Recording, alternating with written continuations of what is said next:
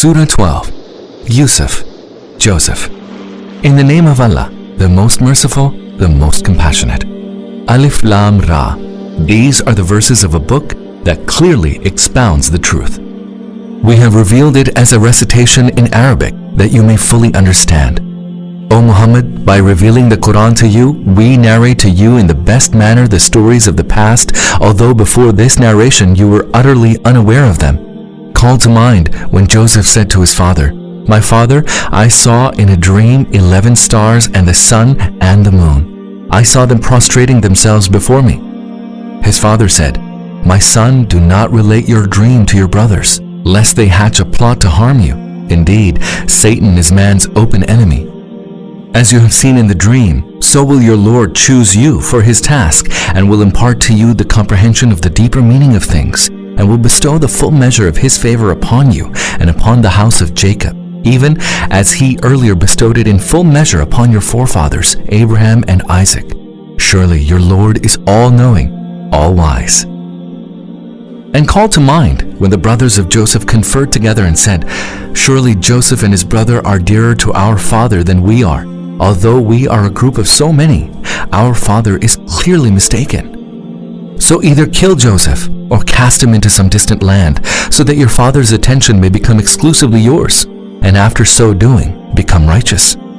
Thereupon one of them said, "Do not kill Joseph, but if you are bent upon doing something, cast him down to the bottom of some dark pit. Perhaps some caravan passing by will take him out of it." After so deciding, they said to their father, "Why is it that you do not trust us regarding Joseph, although we are his true well-wishers? Send him out with us tomorrow, that he may enjoy himself and play while we will be there standing guard over him." Their father answered, "It grieves me indeed that you should take him with you, for I fear that some wolf might eat him up while you are negligent of him." They said, "Should a wolf eat him, despite the presence of our strong group, we would indeed be a worthless lot." So when they went away with Joseph and decided to cast him in the bottom of the dark pit, we revealed to Joseph, "Surely a time will come when you will remind them of their deed. They know nothing about the consequence of what they are doing." At nightfall, they came to their father weeping and said, "Father, we went racing with one another and left Joseph behind with our things, and then a wolf came and ate him up. We know that you will not believe us, howsoever truthful we might be." And they brought Joseph's shirt stained with false blood. Seeing this, their father exclaimed, "Nay, this is not true. Rather, your evil souls have made it easy for you to commit a heinous act. So I will bear this patiently and in good grace. It is Allah's help alone that I seek against your fabrication." And a caravan came, and they sent their water drawer to draw water. As he let down his bucket in the well, he observed Joseph and cried out, "This is good news! There is a boy!"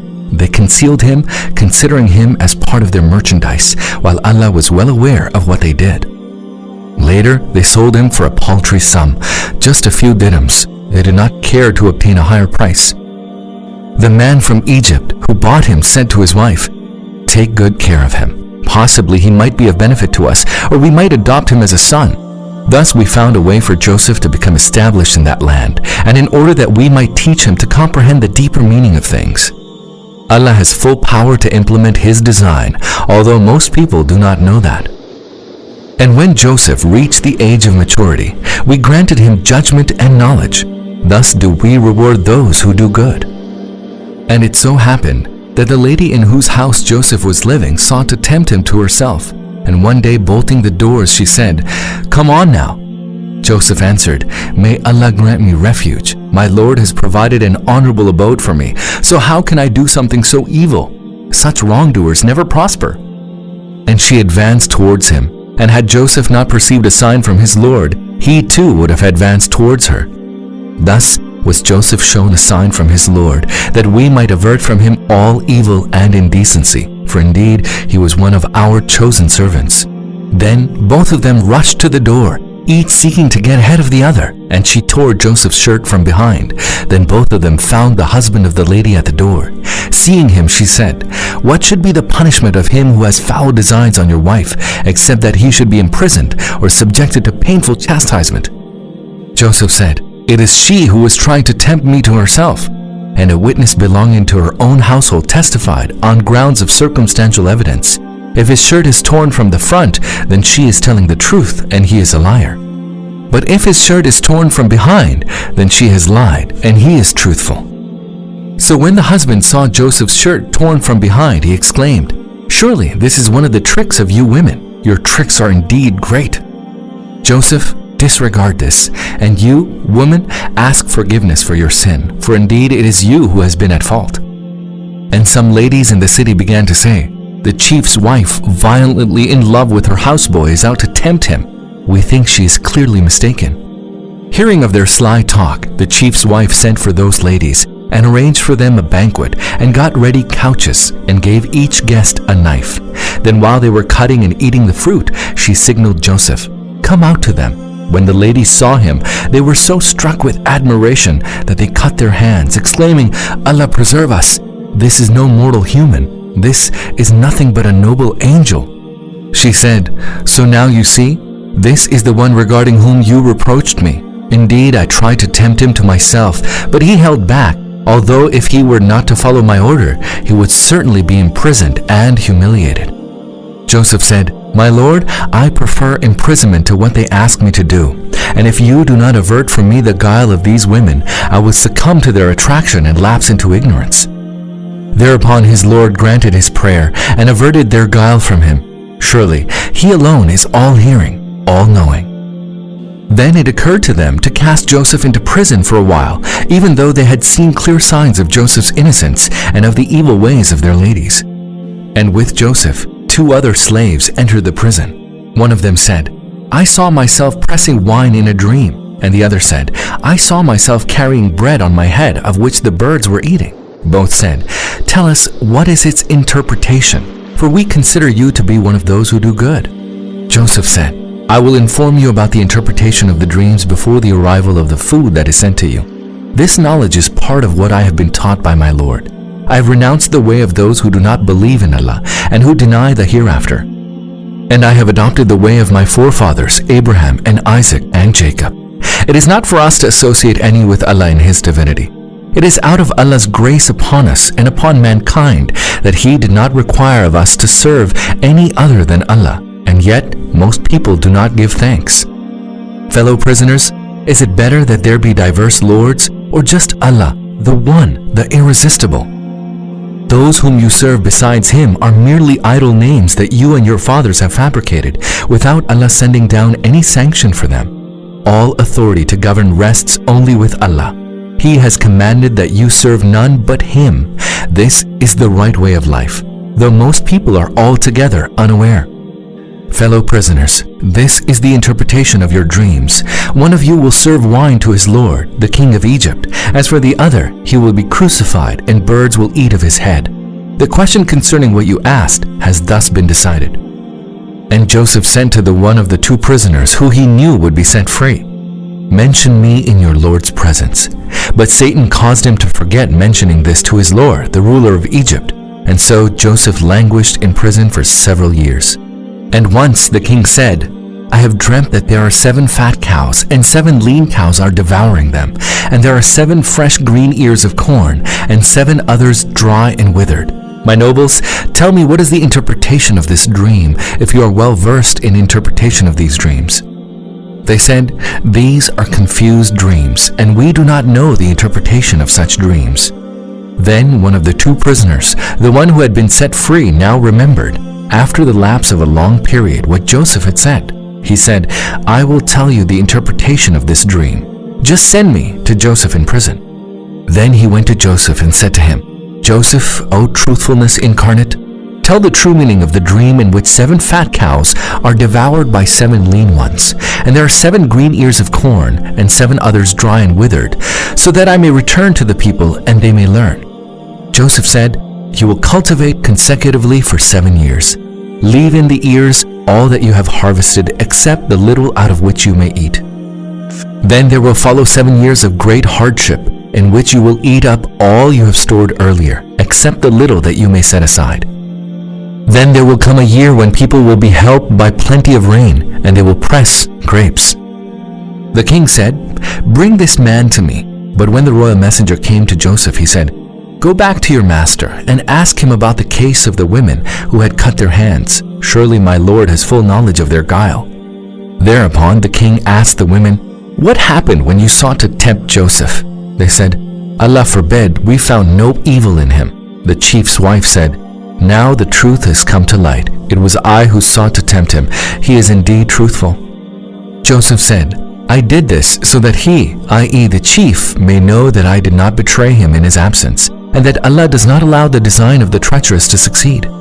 I do not seek to acquit myself, for surely oneself prompts one to evil, except him to whom my Lord may show mercy. Verily, my Lord is ever forgiving, most merciful." The king said, "Bring him to me. I will select him exclusively for my own service." So when Joseph spoke to him, the king said, "You are now one of established position, fully trusted by us." Joseph said, "Place me in charge of the treasures of the land. I am a good keeper and know my task well." Thus did we establish Joseph in the land so that he could settle wherever he pleased. We bestow favor out of our mercy on whomsoever we please, and we do not cause the reward of those who do good to go to waste. Surely the reward of the hereafter is better for those who believe and act in a God-fearing way. And Joseph's brothers came to Egypt and presented themselves before him. He recognized them, but they did not know him. And when he had prepared for them their provisions, Joseph said, "Bring to me your other brother from your father. Do you not see that I give full measure and am most hospitable? If you do not bring him to me, you shall have no corn from me, and do not even attempt to come close to me." They said, "We will surely try to prevail over our father to send him. Be sure we shall do so." And Joseph said to his servants, "Put surreptitiously in their packs the goods they had given in exchange for corn." Joseph did so, expecting that they would find it when they returned home. Feeling grateful for this generosity, they might be inclined to return to him. When they returned to their father, they said, "Father, we have been denied further supply of corn. So send with us our brother that we may bring the supplies. We shall be responsible for his protection." The father said, "Shall I trust you with regard to him as I had trusted you earlier with regard to his brother? Allah is the best protector and is the most merciful." And when they opened their things, they found that their goods had been given back to them. Thereupon they cried, "Father, what else would we desire? Look, even our goods have been given back to us. So we shall go now and bring supplies for our family. We shall protect our brother and bring another camel load of corn. That additional supply will be easily secured." Their father said, "I shall never send him with you until you give me a solemn promise in the name of Allah that you will bring him back to me, unless you yourselves are surrounded." Then after they had given him their solemn promise, he said, "Allah watches over what we have said." And he enjoined them, "My sons, do not enter the city by one gate. Rather enter it by different gates. I can be of no help to you against Allah. Allah's command alone prevails. In him have I put my trust, and in him should all those who have faith put their trust." And it so happened that when they entered the city by many gates, as their father had directed them, this precautionary measure proved ineffective against Allah's will. There was an uneasiness in Jacob's soul, which he so tried to remove. Surely he was possessed of knowledge owing to the knowledge that we bestowed upon him, but most people do not know the truth of the matter. When they presented themselves before Joseph, he took his brother aside to himself and said, "Verily, I am your own brother Joseph, so do not grieve over the manner they have treated you." Then while Joseph was having their provisions loaded, he put his drinking cup in his brother's saddlebag, and then a herald cried, "Travelers, you are thieves!" Turning back, they asked, "What have you lost?" The official said, "We have lost the king's cup," and their chief added, "He who brings it shall have a camel load of provisions. I guarantee that." They said, "By Allah, you certainly know that we did not come to act corruptly in this land, nor are we those who steal." The official said, "If you are lying, what will be the penalty for him who has stolen?" They replied, "He in whose saddlebag the cup is found, he himself shall be its recompense. Thus do we punish the wrongdoers." Then Joseph began searching their bags before searching his own brother's bag. Then he brought forth the drinking cup from his brother's bag. Thus did we contrive to support Joseph. He had no right, according to the religion of the king, for instance, the law of Egypt, to take his brother unless Allah so willed. We exalt whomsoever we will over others by several degrees. And above all, those who know is the one who truly knows. They said, No wonder that he steals, for a brother of his stole before." But Joseph kept his reaction to himself without disclosing the truth to them. He merely said to himself, "You are an evil lot. Allah knows well the truth of the accusation that you are making against me, to my face." They said, "O powerful chief, Al-Aziz, his father is an age-stricken man, and in order that he may not suffer, seize one of us in his stead. We indeed consider you an excellent person." Joseph said, "Allah forbid that we should seize any except him with whom we found our good. Were we to do so, we would surely be one of the wrongdoers." Then when they had despaired of Joseph, they went to a corner and counseled together. The eldest of them said, "Do you not know that your father has taken a solemn promise from you in the name of Allah, and you failed in your duty towards Joseph? So I will not depart from this land until my father permits me, or Allah pronounces his judgment in my favor. He is the best of those who judge. So go back to your father and tell him, 'Father, your son has certainly been guilty of stealing. We did not see him stealing but testify according to what we know, and obviously we had no power to keep watch over what is altogether hidden from us. You may inquire of the dwellers of the city where we were, and of the people of the caravan with whom we traveled. We are altogether truthful in what we say.'" The father heard the narration and said, "All that is untrue, but your souls have made it easy for you to engage in a heinous act. So I will be graciously patient even at this. Allah may well bring them all back to me. He is all-knowing, all-wise." Then he turned his back to them and said, "Oh, my grief for Joseph." His eyes whitened with grief, and he was choked up with sorrow, trying to suppress his grief. The son said, "By Allah, you will continue to remember Joseph until you will either consume yourself with grief or will die." He said, "I will address my sorrow and grief only to Allah, and I know from Allah what you do not know. My sons, go and try to find out about Joseph and his brother, and do not despair of Allah's mercy. Verily, only the unbelievers despair of Allah's mercy." On going to Egypt, they presented themselves to Joseph and said to him, "O chief, we and our family are struck with distress and have brought only a paltry sum. So give us corn in full measure, and give it to us in charity. Allah rewards those who are charitable."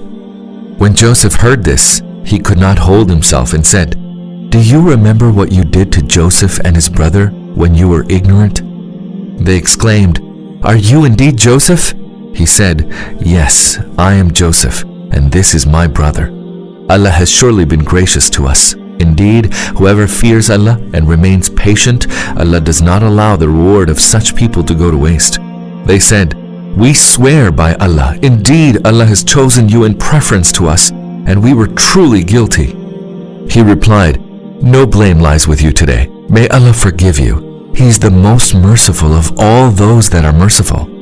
Take this shirt of mine and throw it over my father's face. He will regain his sight and bring to me all your family."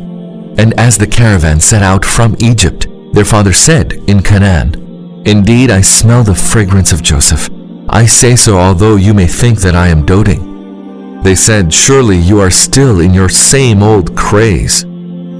And when the bearer of good news came, he threw Joseph's shirt over Jacob's face, whereupon he regained his sight and said, "Did I not tell you that I know from Allah what you do not know?" They said, "Father, pray for the forgiveness of our sins. We were truly guilty." He said, "I shall pray to my Lord for your forgiveness, for He, and indeed He alone, is ever forgiving, most merciful." And when they went to Joseph, he took his parents aside and said to the members of his family, "Enter the city now, and if Allah wills, you shall be secure." And after they had entered the city, Joseph raised his parents to the throne beside himself, and they involuntarily bowed in prostration before him. Joseph said, "Father, this is the fulfillment of the vision I had before, one that my Lord has caused to come true. He was kind to me when He rescued me from the prison and brought you from the desert after Satan had stirred discord between me and my brothers. Certainly my Lord is subtle in the fulfillment of His will. He is all-knowing, all-wise. My Lord, you have bestowed dominion upon me and have taught me to comprehend the depths of things. O Creator of heavens and earth, you are my guardian in this world and in the hereafter. Cause me to die in submission to you and join me in the end with the righteous. O Muhammad, This is part of the news from the unseen that we revealed to you, for you were not present with them when Joseph's brothers jointly resolved on a plot. And most of the people, howsoever you might so desire, are not going to believe. You do not seek from them any recompense for your service. This is merely an admonition to all mankind. How many are the signs in the heavens and the earth which people pass by without giving any heed? And most of them believe in Allah only when they associate others with Him in His divinity. Do they then feel secure that an overwhelming chastisement shall not visit them, and the hour shall not suddenly come upon them without their even perceiving it? Tell them plainly, this is my way. I call you to Allah on the basis of clear perception, both I and those who follow me. Allah, glory be to Him, is free of every imperfection. I have nothing to do with those who associate others with Allah in His divinity. The messengers whom we raised before you, O Muhammad, and to whom we sent down revelations, were only human beings and were from among those living in earthly habitations. Have these people not traveled in the earth that they may observe the end of their predecessors? Certainly, the abode of the hereafter is much better for those who accepted the call of the messengers and acted in a God-fearing manner. Will you still not act with good sense?